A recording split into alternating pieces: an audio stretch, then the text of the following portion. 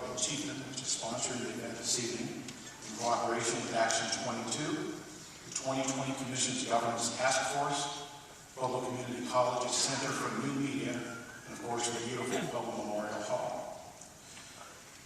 A little bit about the format tonight. Each candidate will have a couple of minutes to introduce themselves to you, tell you why they are seeking your vote.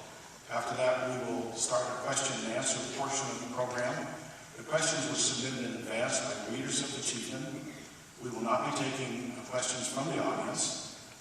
Frankly, we've had some really bad experiences in the past doing that. And as polarizing as politics has become, we just don't want the candidates to be ambushed. And so feel free to talk to them afterwards or contact them at any point during the campaign.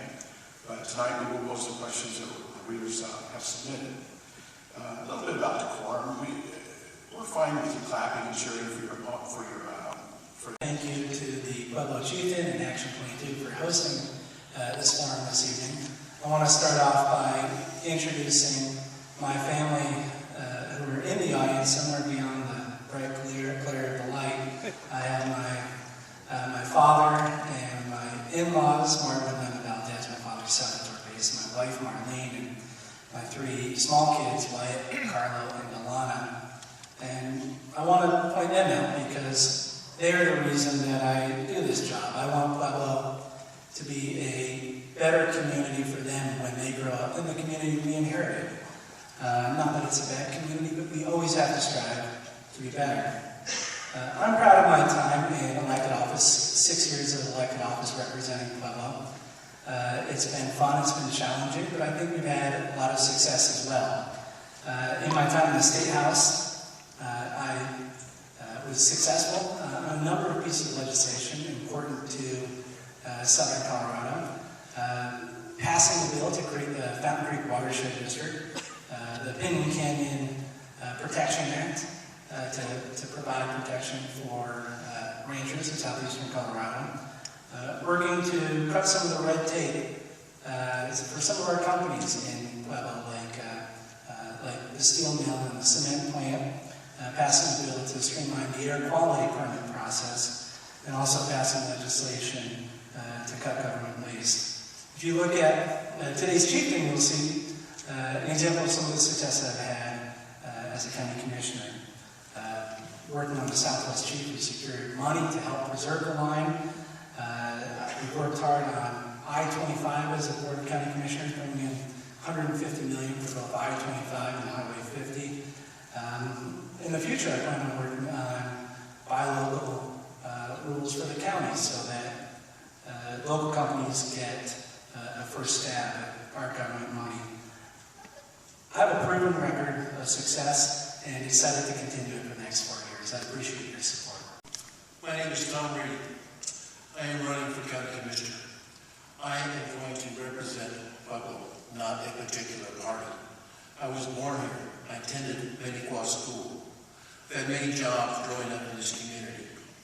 One of those out of the community working up in Rocky Mountain National Park, where I learned to do search and rescue, built trails, built roads, did a lot of different things. All of these things have helped me to make decisions later in my life. I decided I wanted to attend dental school. I did. I attended Washington University in St. Louis. My senior year, the Army said, "Welcome, you are going to serve your country." This was the time of Vietnam. It was not very popular to be in the military at this time. I served my 2 years there. I re-upped for a third. I wanted to serve my country. After the 3 years, I was honorably discharged as a United States Major in the medical corps. I returned to Pueblo, bought a ranch in Pueblo County. I raised cattle, horses, and grew some hay. Again, a steward of the land. Later on, I was asked to join the State Parks Board. I was on the State Parks Board for a period of 9.5 years. 2.5 years of that, I was its chairman. Being a chairman of State Parks is like being a county commissioner. You deal with everything that a county deals with and probably some more. These all were the times when I learned what I need to do to be a successful county commissioner. We dealt with large budgets. Well, we dealt with lack of money for the different things that we wanted to do. These are all things that we had to work through and work out. When I was down at Navajo State Park dedicating a new marina which helped the tax base down in that area, I was driving home and said, how can we work on the issue between Colorado Springs and Pueblo over the Fountain Creek? I came up with an idea we should have a new state park. We worked on that, it happened. We formed a greenway connector between the two cities, and now we're working on the solutions. Thank you very much. You feel their concerns have been ignored. What is your response to that, and how do you see the future of the marijuana industry in Pueblo County? I feel their concerns were ignored. I'm not sure how many town meetings were held, but I've gone to the town meetings in Pueblo West. I listened to people's concern. They told me they were never listened to. Marijuana is a legitimate issue in the state of Colorado. You can't really stop it. We were told by the county commissioners that there will be no more pot shops in Pueblo West based upon the numbers that were over there.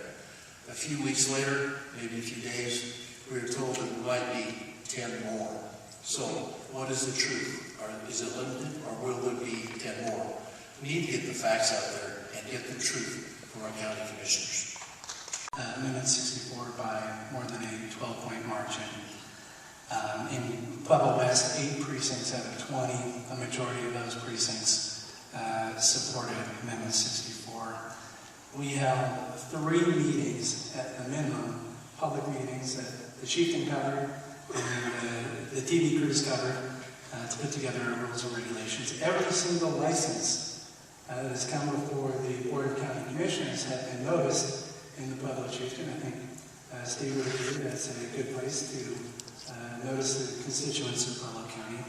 What we created was a regulated marketplace that's enforceable with our own enforcement agent. We taxed legal adult recreational marijuana, but we're also listening to concerns.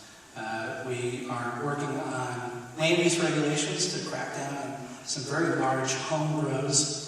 A loophole in state law from medical marijuana from Amendment 20.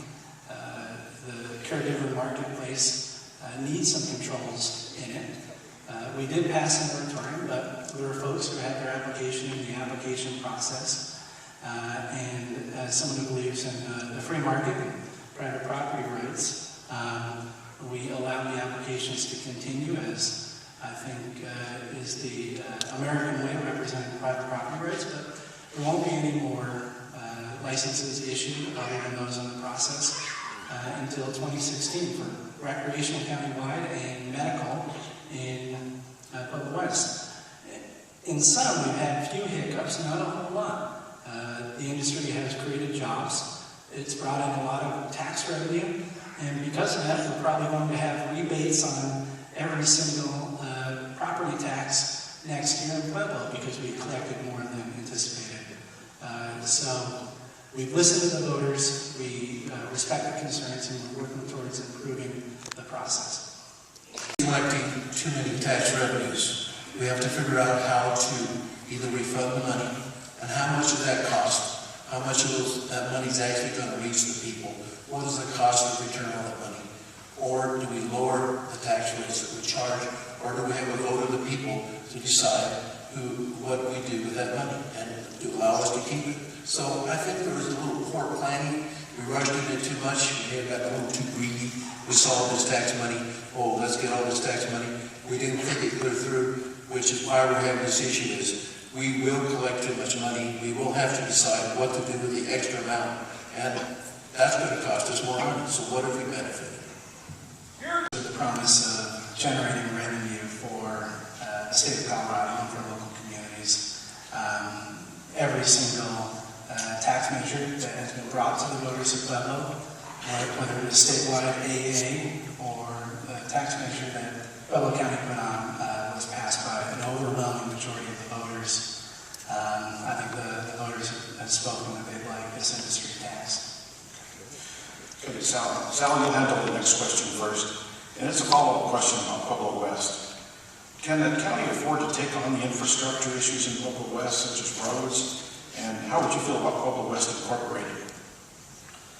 Well, I think incorporation is up to the citizens of Pueblo West. Certainly there are some benefits. There's certainly costs to doing it. I don't think it's my responsibility as a Pueblo County Commissioner to tell the residents of Pueblo West if they want to incorporate or not. We have had some success with infrastructure in Pueblo West. Highway 50 east from Wills Boulevard to Purcell Boulevard, we've seen improvements. All of Highway 50 eastbound will have a third lane expansion. This is work that was led by the county in collaboration with Pueblo West, generating state revenue. There's going to be a new roundabout at Platteville and North Purcell, $1 million worth of state dollars as well as local matching dollars. Certainly the infrastructure needs all across the county are significant.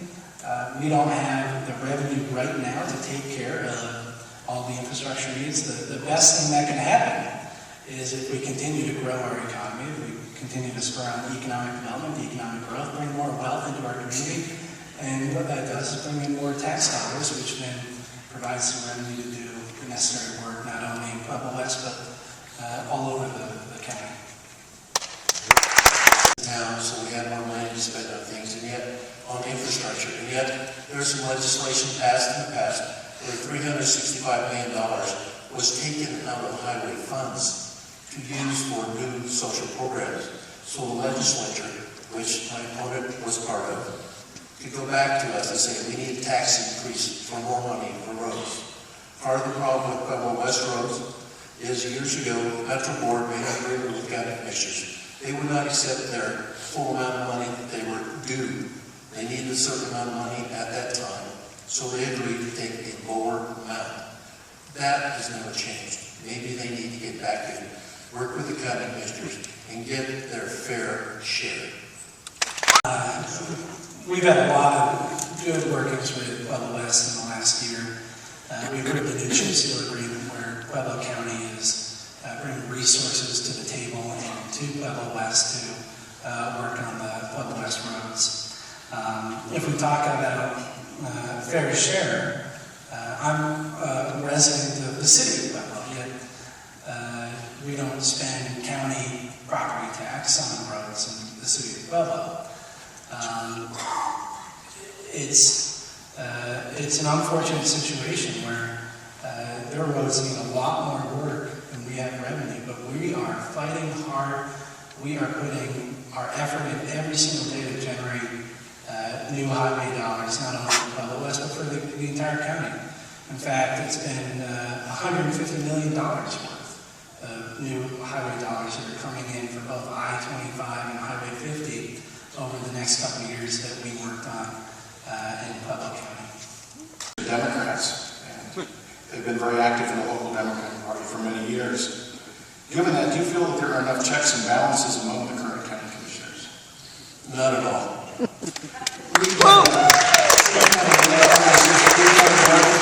Party in control of county commissioners. As long as I remember Jim Brewer was the only Republican that ever served on the county commissioner. We need some common sense. We need some balance in our county government. From one side, we need a little clarity from the other side. No, I will only be one vote out of 3, but at least it's a start. We need some fresh ideas. Well, I think if you saw some of our county commissioner meetings and some of the arguments we have, you'd see that there's no one puppet master in the sky from the Democratic Party controlling all 3 of us. I love my colleagues, but we don't see eye to eye on everything. I'm a Democrat, but I don't represent the Democratic Party as a county commissioner. I'm proud of the values that I have. They help inform me in my decision making, but the Democratic Party doesn't tell me what to do. The citizens of Pueblo tell me what to do. If the citizens of Pueblo tell you what to do, why would you vote for higher increased costs of energy? The rates that they're being charged. They have to decide, am I going to be able to eat this month, or do I pay my utility bills? These were caused by higher taxes that you and your party pushed through on the citizens of Pueblo. Sal? Well, Tom and I had a conversation back, and I said, we're going to stay positive, right? And he said, yeah, absolutely. Facts are facts. Well, if we want to talk about values, a couple weeks ago, I was disturbed by a link you posted on the Facebook page about an article claiming the Newtown Sandy Hook school shooting is a hoax perpetrated by the federal government to advance a gun control agenda. 26 people died that day, including Daniel Barton. And my cousin is a firefighter in Newtown, went to his funeral. Gave an official firefighter funeral for Daniel. And I want to ask you, how can you possibly think that Sandy Hook was a hoax? Do you still stand by these offensive, morally reprehensible claims that you disseminated online? And what do you say to the first responders who saw the carnage, the families like Daniel's who lost their angels? Yeah. There's still a question about whether it really happened, Sal. Some of the people. Oh, boo. Thank you very much. Boo. If you recall, there was a picture of a man walking in whose daughter had died. He was smiling and joking. When he walked into the room, he turned and all of a sudden had tears in his eyes. Why? I questioned that. You saw these pictures, and there's a lot of stuff that floats around Facebook. Whether it's all true or not, it's called an open discussion. Nothing wrong with an open discussion. I push a lot of things out there. Most of us are all open discussions. Now that the dust has settled a bit, what is your take on the controversy involving emails between a former county official and several city council members? Greg Severance did some good work for the county. He was instrumental in some of the transportation funds that I mentioned previously, but what we did, we had to do. Mr. Severance needed to be fired because of the damage that he did to our community, because of the damage he did to the reputation of Pueblo. The whole thing is such a sad black eye to our community. But I think what's important now is to move on and start healing as a community. I agree with that. I think, serving on the Parks Board for 9.5 years, we went by the same rule of the City Council. No closed-door meetings, no exchange of emails to come up with decisions like that. In our 9.5 years when I was on the Parks Board, we never had the issue. Part of it was we had some strong leadership. We had good attorneys who told us, don't go there. So I agree. It's something that's sad. It needs to be moved forward in our community, and we need to get over it and not repeat the same mistakes again. Overcrowded and is aging badly. Is it possible for the county in the near future to build a new jail? With the current receipts coming in, I doubt it. I have toured the jail a few months ago, and it is deplorable. There are places on the floor down from the top floor where the walls are rotting and rusting away. If you go to the women's section, there are 30 women that don't even have a bed. They sleep on the floor because there's no room for them. This is really sad, and as was discussed last night by Sheriff Taylor, maybe there's a possibility in housing these people elsewhere. Maybe not putting those that are nonviolent people in the jail to help reduce the overcrowding. It is deplorable. It is awful. It needs a fix. I feel there's no money to do it. One day we may have to embrace that issue and figure out where to do it. That's where we are. We need to do something differently than what we're doing now. The jail is overcrowded. It is in poor condition, like Tom said. In the short term, the commissioners have been working with Sheriff Taylor. We have a community corrections staff person. We are working on building a program for alternatives to jail for the low-risk offenders. Sadly, there are a lot of folks with misdemeanors and unpaid fines who are really low risk who are put in jail, and we're looking to alternatives to that and building that program now.